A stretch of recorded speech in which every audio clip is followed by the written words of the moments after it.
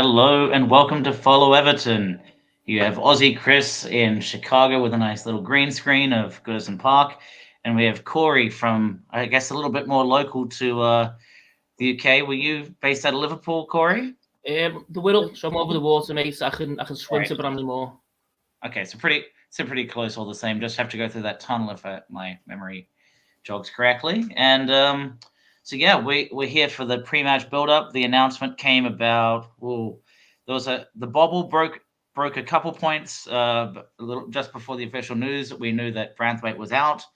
We knew that Keane was playing. We knew that Mykolenko was starting and Idrissa Gana Gueye. And then we saw the official Twitter announcements, which looked like this for Everton. So we had something like this. So we have Pickford, no surprise. Ashley Young, I had a funny feeling he would be the right back just out of match fitness, and he's been doing okay in his position. The surprising one in a way is with all the injury conversation of a strained glute muscle and a sore back. We have Tarkowski muscling through as the captain again. We have Michael Keane, who's arguably been playing a little bit better than Tarkowski, but it's up to personal opinion there. A fit Mykolenko back in the squad.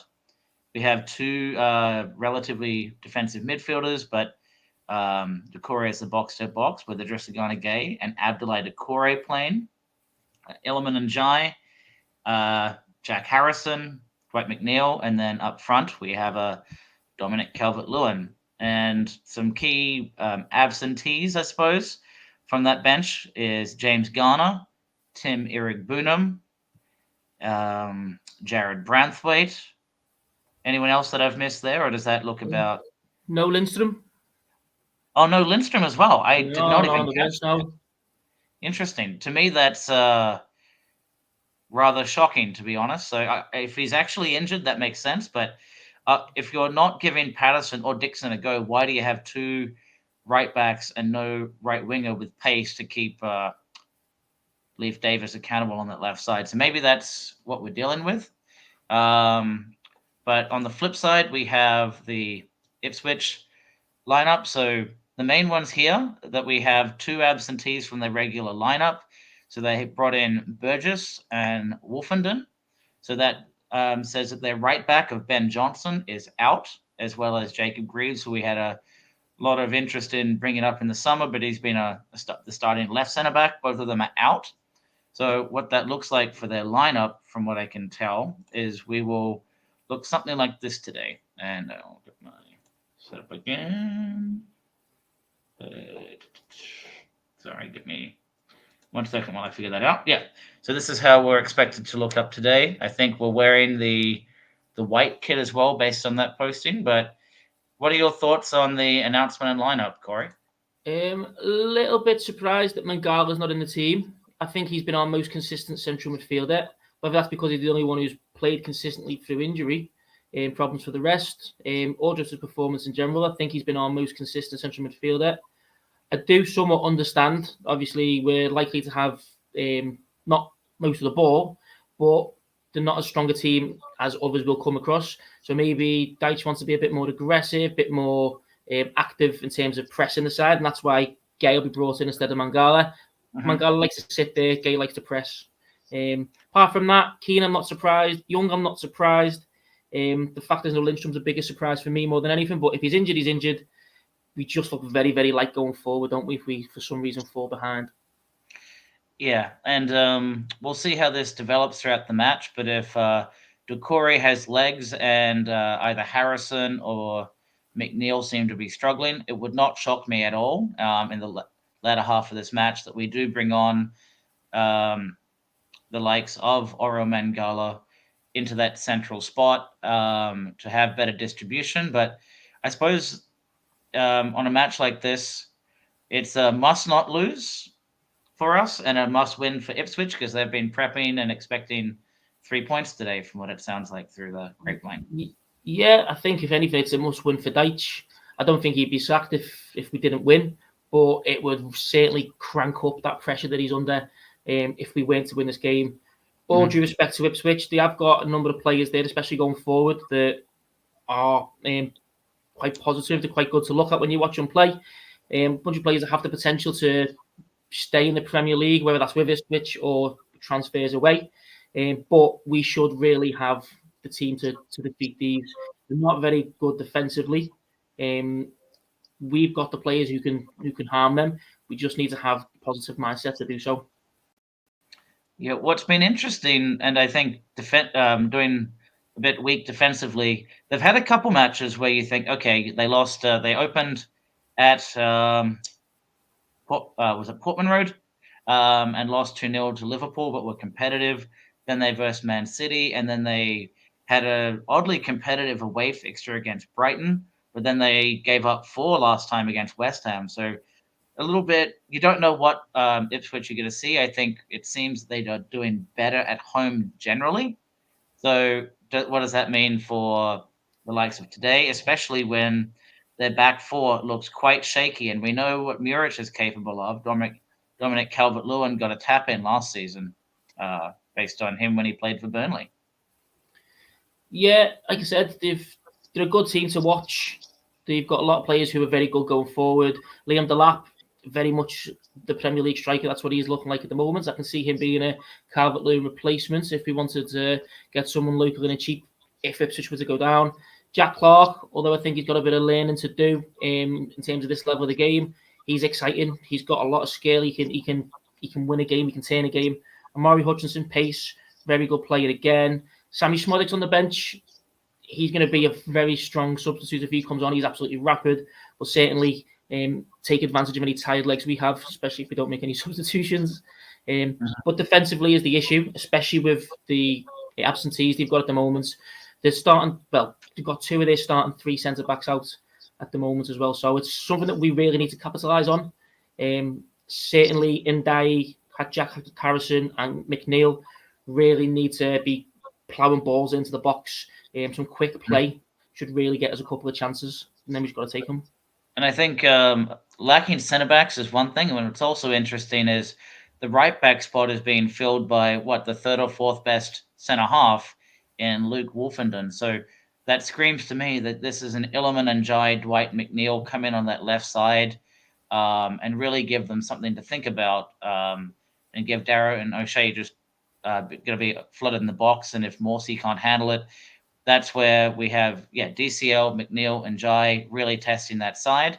I think it's sort of a battle of the left wing of Everton against the right back side of Ipswich and vice versa, where you have Jack Clark, Leif Davis, and Liam Delap, who like to sit on the left side and tuck in. And who wins that competition? Maybe we're predicting and it does not work out that way. That's football for you, but I think it's a battle of the left wings today. Yeah, I agree.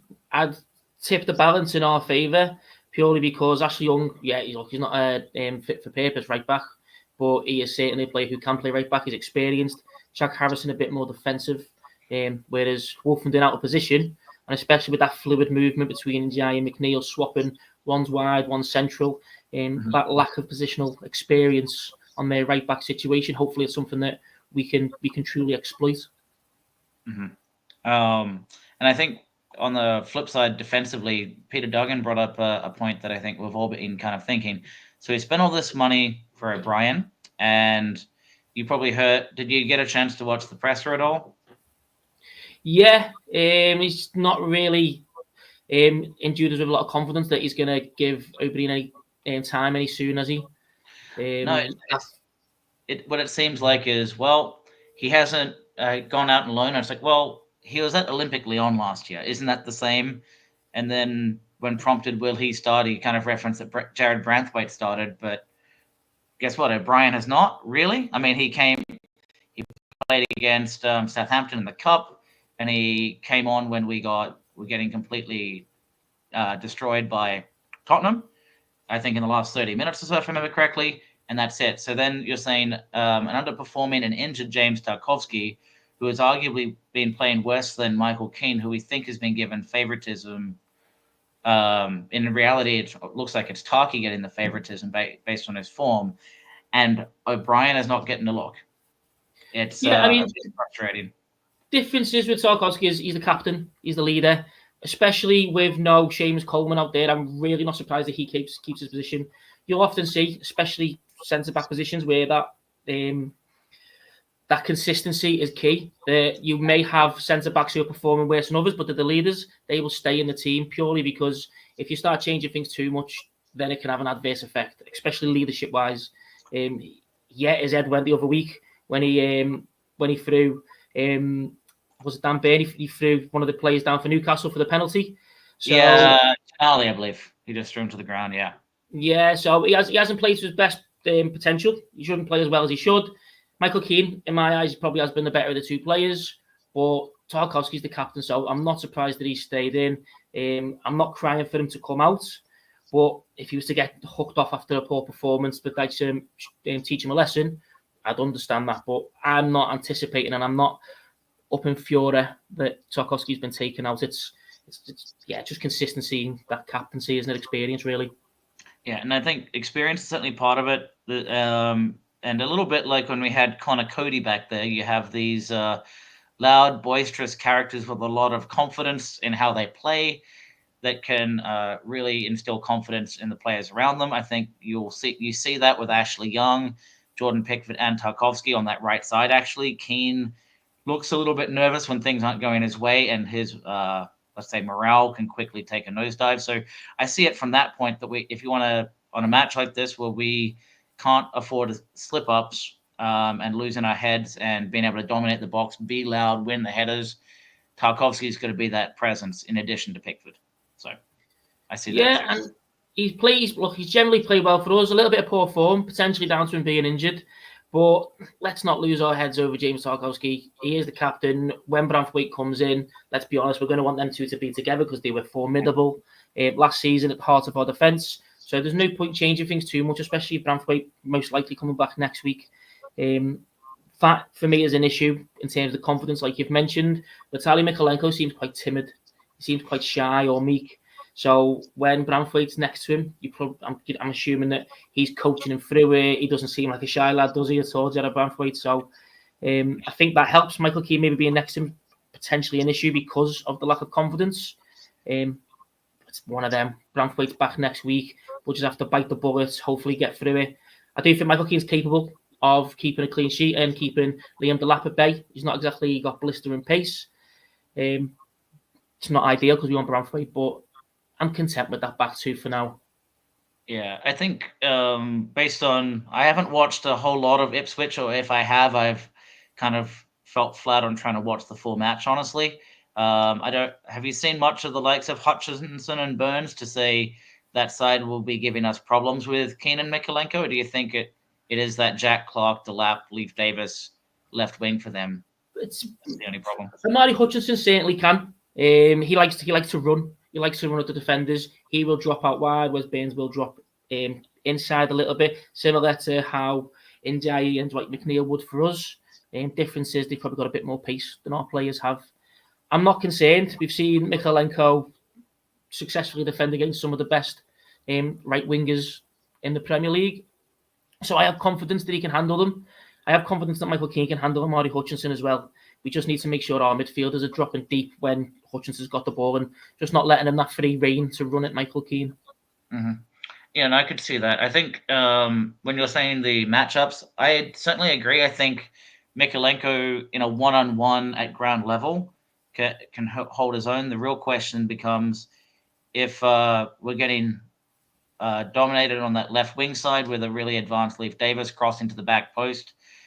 Is the likes of Sam Morsey, Amari Hutchinson, Wes Burns got to be causing problems at the back post because Mykolenko seems to be struggling with that ball.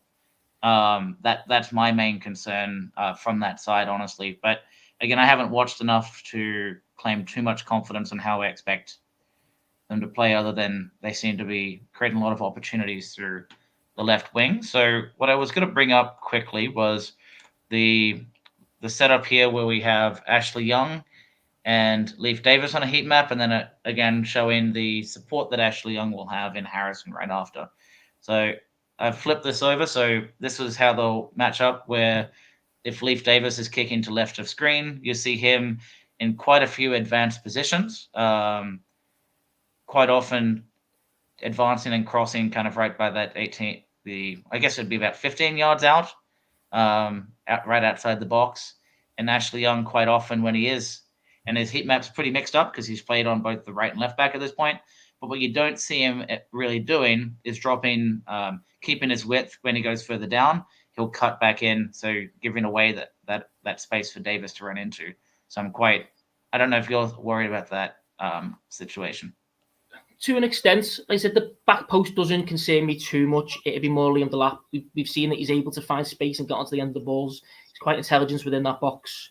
The fortunate side of things is that Michael Keane and Tarkowski should be better in the aerial. That should be their expertise is the aerial game. We've seen that that's not always the case, although I do feel we defend crosses okay. It's been set pieces recently that's been the issue. That's more of a concern. We typically defend quite deep and quite narrow anyway. It's what Dyche wants to do. We've got two big rocks at centre-back, willing to head away any ball that comes in. So tactically, it still works into our hands. The overload will probably be the bigger concern, obviously. Jack Clark, Leif Davis, Amari Hutchinson dropping out wide. If they overload, that's where the issue is going to be, because Tarkowski is going to get dragged out of position, or they'll play around Ashley Young because his positional awareness isn't going to be as strong. We've seen him get turned a couple of times out of position.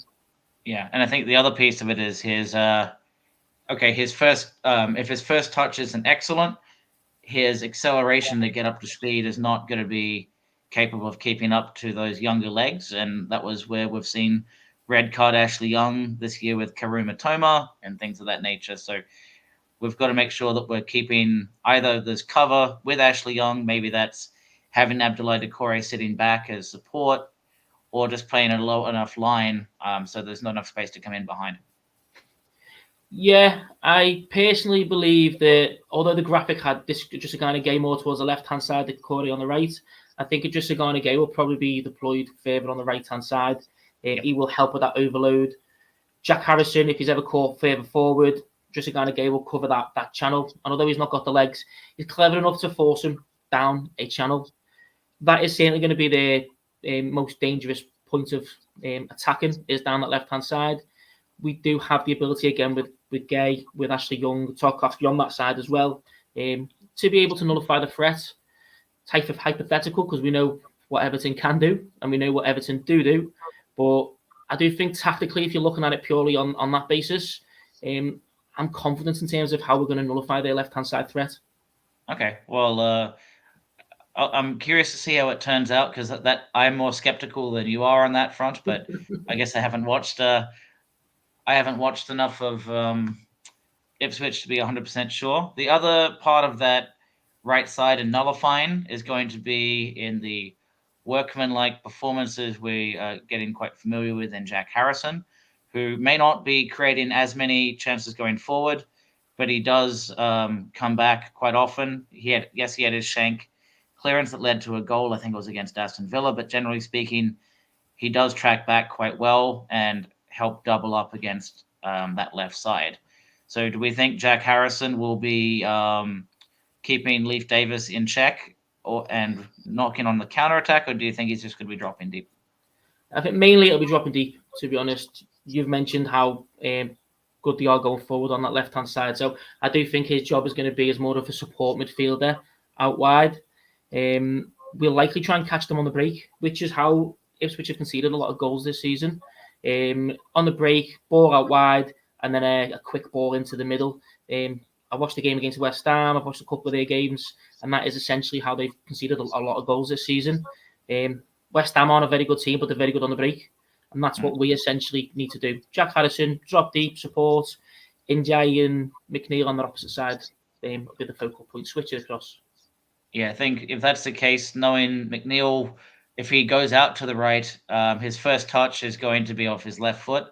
So it'll be a little bit tricky for him to cut back in. So really what you're going to be asking for is DCL to be an effective target man, maybe playing on that right side and receiving that first ball, and then bringing players in with him. Yeah, certainly. It is a case of that quick turnaround, I think.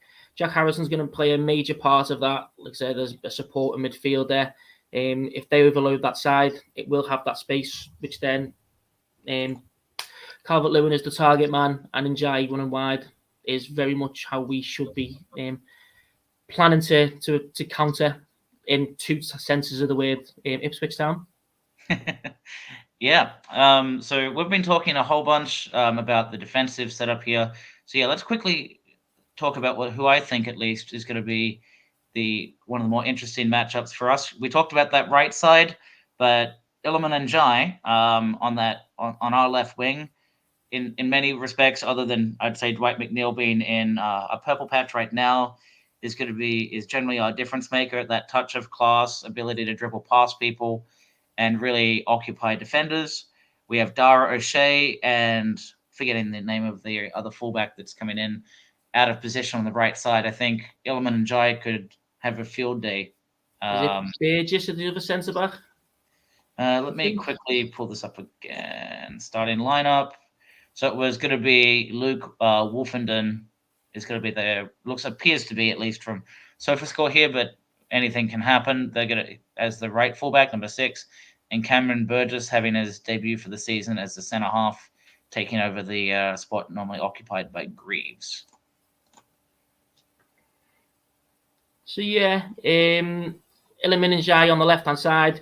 I've said how he likes to kind of switch positions with McNeil. They're quite fluid. Mm-hmm. McNeil will happily go out wide left with the ball, where he's not got to worry about using his right foot. He can whip the cross in. And Jai likes to come in where he can affect the game a little bit more and cause a little bit more panic and a bit more chaos in that central area. And that is going to be important. Not just when we're in possession of the ball, but like I mentioned on the counter-attack, I think that's going to be our best chance of getting something against Ipswich. Dara O'Shea, I've watched him a couple of times. He's a decent centre-back. I do think he's Premier League level. Iliman Jai is showing that he can go toe-to-toe with Premier League level players and he can embarrass them. So, again, I'm feeling very confident today, as I'm sure you can tell, Chris, mate. Yeah, so you're feeling pretty positive. I know we've got about 20 minutes before kickoff. So I think at this point, I'll quickly go through some of the stats. And I know for those that haven't been keeping tabs, I'm going to be doing a watch-along today. I've got just enough of a setup and caffeine in my veins to do a watch-along. So that'll be kicking off about in 20 minutes' time. So why don't we quickly go over some of the scoring stats for this and who we think are likely to be on the score sheet. And after that, we'll get some predictions from everyone in the chat as well. So let's quickly look here. So made my own customary graphic, lots of cropping and pasting. For us, it's been Dwight McNeil has been the stand-up for us with what was it, 2 goals and the 3 assists so far. DCL. Yeah. He's been in amongst it. I think, did he get a penalty, or was it they both in goals in play this season for DCL? Both of his goals have been in play this season, which is certainly a benefit for him. Ashley Young, funny enough, has been doing some through balls from those fullback positions into the channels. I think he set up Iliman and Jai and Dwight McNeil both for a couple goals. So that's an interesting one. He'll be on the right side today, so maybe he's going to be the one feeding DCL those opportunities. Yeah, I personally believe it'll either be a back post goal. Like I said, counter-attacking, fast balls across the box. That's what Ipswich have typically struggled with. I can see McNeil being that guy at the back post. Maybe in Jai, but more for me, McNeil at the back post. I see him scoring. I'd see Dom scoring as well, especially with a little bit of upheaval in the defence. Dom is an experienced Premier League striker. He should be able to take advantage of that. His movement, his physicality should be too much. We just have to hope that he can actually put the ball in the back of the net. In terms of Ipswich, I can't see past Liam Delap. He's going to be their main goal scoring threat. The other lads are very good at supporting him in terms of creating the chances for him. But he's going to be their most important player, and I do believe he'll likely score. Personally, for me, I'll go something like a 2-1, 3-1. I can't see us keeping a clean sheet. Liam Delap will likely score in my eyes, but we should have enough and we should outscore them. Yeah, I think a 2-1 to Everton is likely. My cynical nature thinks it's a 1-1, but especially with the amount of injuries we're seeing from the on the defensive side, I think this might be an opportunity for us to maybe get at them late.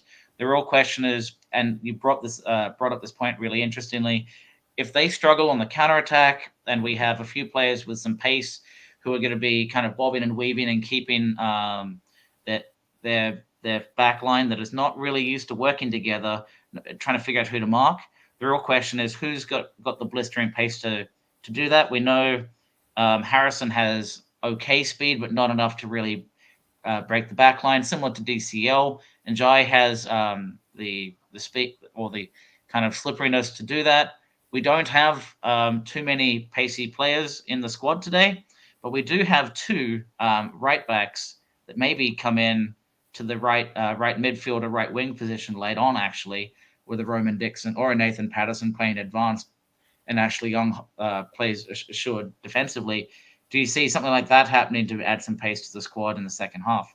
I do. When I seen the lineup was announced on the bench, there was no Lindstrom, who would usually be our main source of pace. I did see Roman Dixon there, and yeah, he is one of three right backs on the bench. But maybe the Dyche's issue with him is that he's not very strong defensively. We've already seen in the games that he's played, the lad is rapid, and he creates things purely out of how much pace he's got. So I could certainly see him using that. Whether it's late on in the game where maybe they're bombing wing back in Leif Davis is tired out, we can try and exploit that again. I'd maybe call it hopeful thinking, but it's certainly a possibility. You pointed something else out, yeah. Yeah, I think in terms of squad depth, if we have Seamus Coleman who's lacking match fitness, he can fill in. And if we have three right backs and no attacking options other than Beto, really, other than maybe bring in Mangala in that second half and pop up to Cory in a more advanced position, you're really saying where's the pace coming from? It's going to be Dixon. It's going to be Patterson. If the manager decides to take a risk on it, or we decide Harrison Armstrong has energy in a match that's maybe a little bit more open, and the center half pairing of Keenan Tarkovsky are looking comfortable, then maybe we put the likes of Harrison Armstrong in for his legs. But that's less likely of the two. He seems to get thrown in when the match is already resolved. Yeah, and I think it's worth remembering that we had a right back who started off playing right midfielders because he wasn't very strong defensively. And he's gone on to be our captain, been with us for over a decade. We absolutely love him, and he only cost us 60 grand. So who knows? Maybe himself, huh? Maybe it's written in the stars for Roman as well. Yeah.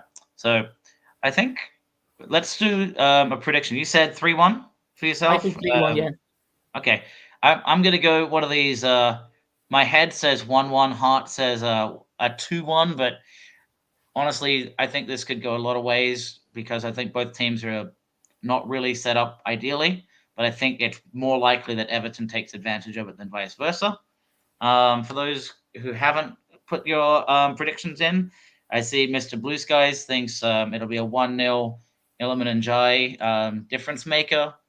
Why don't we quickly talk to the referees? We don't like saying that referees are the focal point, but Craig Pawson, we don't really have a good working relationship with him, but to be honest, the penalty was not a poor decision by Craig Pawson last week, in my opinion. That was Tarky just being foolish. Michael Oliver, not the worst, but not great either, but I'm not sure anyone truly likes referees when you're an Everton supporter. We don't get the calls we want.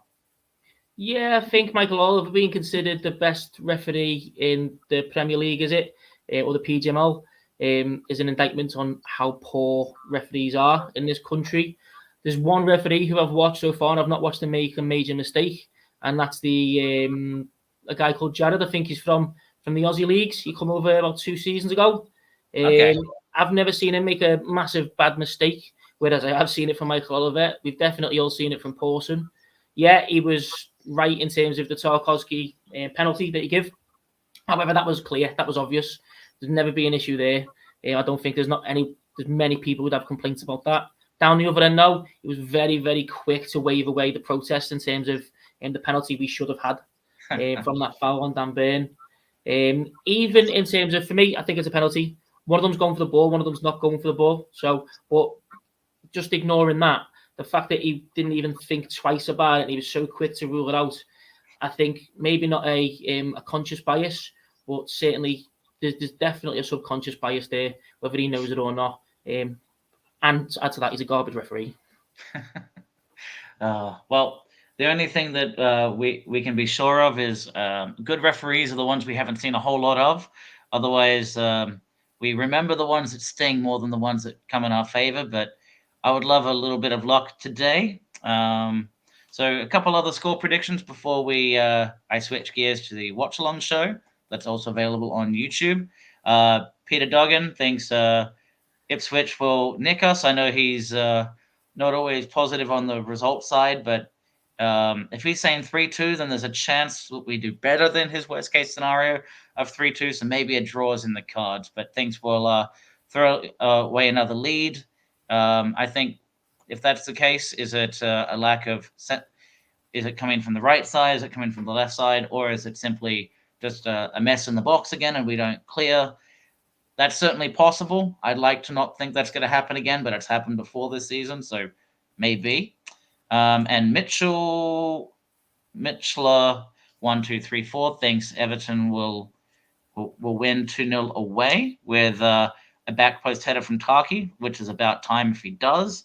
And Illiman and Jai causing some havoc on that left side. Maybe that's through a DCL assist with a back post delivery, huh? After that's one of your projections, I think. Mitchell's been listening to me, knows his stuff. Whoever agrees with Cory is incorrect, and whoever agrees with Chris clearly knows what he's doing, or is it the other way around? But that makes it interesting because there's a few ways this could happen, and the reality is any of these scenarios and a whole bunch more can happen. It's an exciting match or exciting game, and this is why we watch it. Anything can happen, but I really want that anything to be Everton would get 3 points today. So it's worth mentioning as well, Chris. If you look at when the teams have scored, we've not scored a goal past like the 65th minute, I think, or the 60th minute mark. We all know likely why that is in terms of Dyche's game management and not making substitutions. But Ipswich do score a lot of late goals. I think the vast majority of their goals have come from in the first 15 minutes and the last 15 minutes of games. So if we can ride maybe the first 15 minutes out, frustrate them, get a grip, then it's up to us then to kind of get a couple of goals before it hits the hour mark, the 70th minute mark, because they will then keep attacking afterwards. Very much is that's how I can see the flow of the game going. So we need to make sure in that middle of the game, the filler of the game, that we're really performing to our potential. Turn their frustrations against them by shutting them down, playing Dyche low aggressive block, take advantage of progressed fullbacks in the channels, and maybe results happen. But you have kind of scared me. You were super optimistic of 3-1, and then you said, well, they score late, and that doesn't bode well for Everton the way we've been defending. So, no, okay. Optimism. Just put it this way, mate. If I could be this positive despite knowing all that, just think of how positive it could be without knowing. So, yeah. Well, hopefully my watch along and has me doing some green screen dances. We'll see. But thanks for everyone watching, and keep an eye up for the watch along. I'll probably be kicking that off in about 2 to 3 minutes here. But until next time, up the Toffees.